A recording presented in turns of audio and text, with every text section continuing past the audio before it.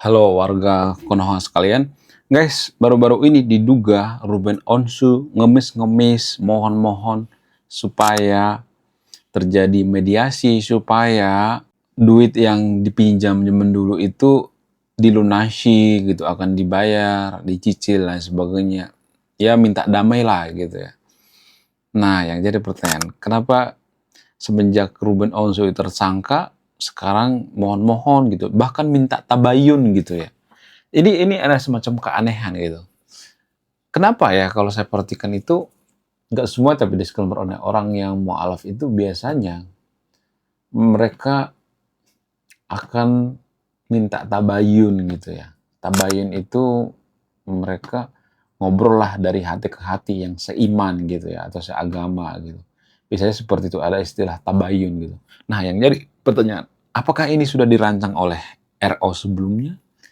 Sebelum dia mualaf, apakah dia sudah memikirkan sejauh itu? Kalau misalnya suatu saat gue nanti ada masalah, ya kebetulan gue minjem duit sama umat muslim, gue akan ngajak tabayun gitu. Apakah ini bagian daripada strategi mualaf Ruben Onsu? Kalau ini bagian daripada strategi, apakah kita dieksploitasi gitu? Apakah agama itu dieksploitasi gitu? Apakah agama itu ditunggangi gitu? Apakah agama itu dimanfaatkan gitu? Kemudian, apakah ini privilege orang yang pindah agama gitu? Apakah ini privilege orang yang mualaf gitu? Jadi di video ini saya akan bongkar sampai ke akar-akarnya. Saya tidak akan berpihak pada siapapun. Saya akan ngomong apa adanya gitu. Saya tidak berpihak pada RO, saya tidak berpihak pada orang yang mualaf, saya tidak berpihak pada orang yang murtad, saya tidak berpihak pada agama tertentu di sini. Saya akan bahas ini dari sudut pandang ilmiah. Kenapa Ruben Onsu itu minta tabayun? Diduga dia minta tabayun dengan kasus dugaan penggelapan duit atau dugaan penipuan duit bermiliar-miliar. Apakah ini bagian daripada strategi Ruben Onsu sebelumnya? Apakah ini dipersiapkan? Kalau ini dipersiapkan, apakah ini bagian daripada dosa? Menurut keyakinan saya, kalau ada orang yang mualaf itu ya, biasanya nggak semua tapi disclaimer on ya. Biasanya mereka itu sebelumnya punya masalah gitu ya.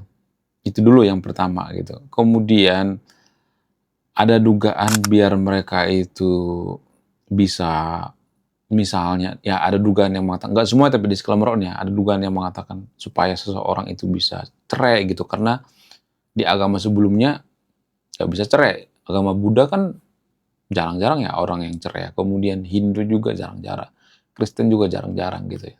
Tapi dalam agama tertentu di Konoha itu ya boleh-boleh aja cerai, nggak jadi masalah gitu. Nah yang jadi pertanyaan, apakah ini strategi daripada orang yang mualaf supaya bisa cerai, kawin cerai gitu? Kemudian bagaimana dengan kasus Ruben Onsu? Jadi kalau saya perhatikan, Ruben Onsu ini kan mualaf semenjak banyak masalah gitu. Nah, apakah ini sudah dipersiapkan oleh Ruben Onsu sebelumnya? Silahkan simpulkan sendiri, saya tidak akan menyimpulkannya. Tapi kalau misalnya ya dia sudah mempersiapkan gitu ya, ada oknum tertentu, oknum artis mempersiapkan, misalnya nih ya, dia banyak masalah gitu ya, bangkrut misalnya, atau punya utang ratusan miliar gitu. Lalu dia pura-pura mualaf misalnya gitu ya. Saya tidak mengatakan RO pura-pura mualaf ya, pura-pura mualaf lalu ketika ada masalah ya, misalnya nih ada orang yang melaporkan gitu, lalu minta tabayun gitu. Kan enak banget ya. Mualaf itu enak banget ya.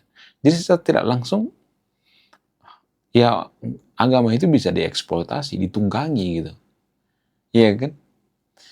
Kemudian di sisi lain, ya kalau saya perhatikan, ini kan semacam privilege juga gitu ya. Kalau misalnya nih ada artis ya, mualaf gitu, lalu dia dapat privilege gitu ya. Karena ada istilah yang namanya hukuman yang seiman gitu. Hukum bagi yang seiman. Hukum bagi yang seiman itu lebih rendah guys, tanpa kita sadari. Ya, saya tidak mengatakan ini di Indonesia ya, tapi di Konoha ya. Ini hanya di Konoha, karena orang Indonesia itu anti kritik guys. Sedikit saja kita kritik, maka kejang-kejang, kelonjotan berjamaah. Jadi kalau saya iman, biasanya hukumannya itu lebih rendah. Tapi kalau beda iman, cepet itu ya. hukumannya, diproses gitu. Kalau sudah beda iman gitu. Ini tuh kalau saya perhatikan akan tajam gitu ya kalau yang beda iman. Apalagi Kristen di Konoha, cepet tuh ya. Kalau ada pendeta yang bermasalah, cepet langsung gercep tuh ya. Itu kalau saya perhatikan. Nah, kenapa ada semacam privilege bagi yang seiman gitu? Ya, diduga Ruben Onsu itu melakukan tabayun karena seiman kan. Coba kalau dia Kristen, apakah dia akan melakukan tabayun? Enggak kan? Emang boleh Kristen sama Muslim tabayun? Enggak boleh kan? Sesama Muslim ya, setahu saya itu yang tabayun. Nah, yang jadi pertanyaan, apakah ini semacam privilege? Yes, ini privilege. Lalu apakah ini strategi supaya banyak orang yang mu'alaf gitu? Nah, ini pembahasan yang sangat pelik.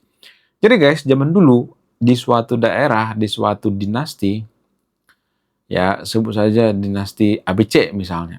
Jadi di dinasti ABC ini dulu kalau ada minoritas dipajakin gitu. Tapi kalau ada mayoritas masuk ke agama tertentu, mereka tidak akan bayar pajak. Mereka tidak bayar jizya gitu. Mereka biasa aja gitu ya. Sehingga banyak orang yang berbondong-bondong pindah agama. Karena apa? Karena untuk menghindari pajak.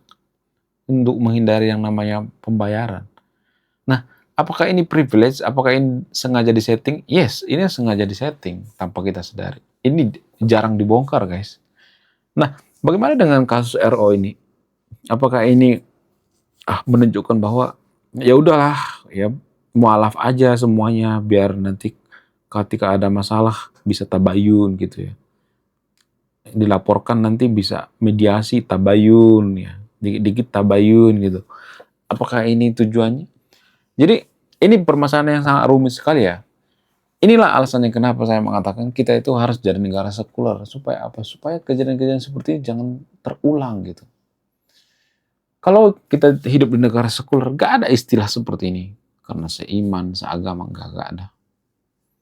Kita semua sama di mata hukum. Kalau saya perhatikan di Konoha itu, hukum itu lebih tumpul ke mayoritas dan tajam ke minoritas. Karena apa? Karena hukum itu melihat agama. Apakah dia punya agama, bulunya apa gitu. Jadi itu yang sangat berbahaya. Itu yang bikin negara kita susah jadi negara maju. Ini jarang dibongkar, guys. Itu yang bikin negara kita itu hancur berantakan. Makanya kita harusnya jadi negara sekuler murni ya, bukan sekuler abal-abal seperti Konoha. Jadi bisa dikatakan Konoha itu negara agama. Kalau Konoha itu sekularisme, negara sekuler, tidak akan ada menteri agama di Konoha.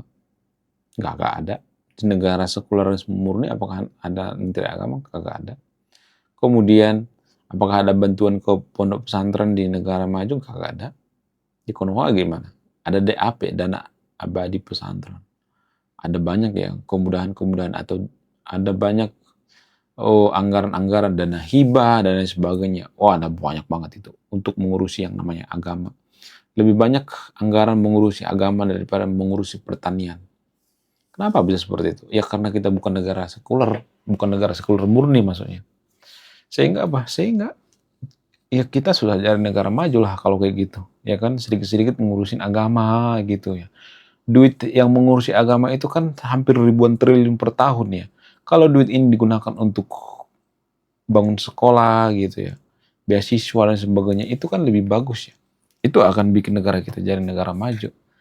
Tapi yang nggak ada apa? Yang ada kita itu selalu berpihak pada yang seiman gitu. Itu tuh sangat bermasalah sekali.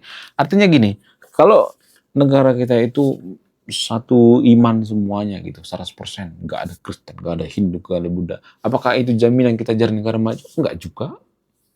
Jangankan beda agama, beda aliran aja bisa ribut bertahun-tahun, ratusan tahun, perang gitu. Itu tuh bukan jaminan. Kalau kita seagama itu akan jadi negara maju. Enggak, itu bukan jaminan. Jadi jangan terlalu terobsesi ya, menjadikan Konoha itu negara agama atau seagama. Jangan terlalu terobsesi. Itu tidak akan bikin negara kita kemana-mana, guys. Kagak bisa bikin negara kita kemana-mana. Ya, jadi harusnya kita itu tidak boleh mengeksploitasi agama. Jadi secara tidak langsung bisa dikatakan kalau misalnya ada orang mualaf tabayun ketika punya utang itu mengeksploitasi agama kan. Apakah orang Kristen dan orang Muslim itu ada tabayun? Pak Ahok dulu apakah bisa tabayun dengan umat Muslim? Kagak ada tabayun-tabayun kan. Jadi hukum di negara Konoha itu lebih tajam ke minoritas dan tumpul ke mayoritas. Jadi perbedaan itu sampai kapanpun pasti ada guys. Jangan terobsesi, jangan terlalu nafsu gitu bikin Konoha itu satu agama.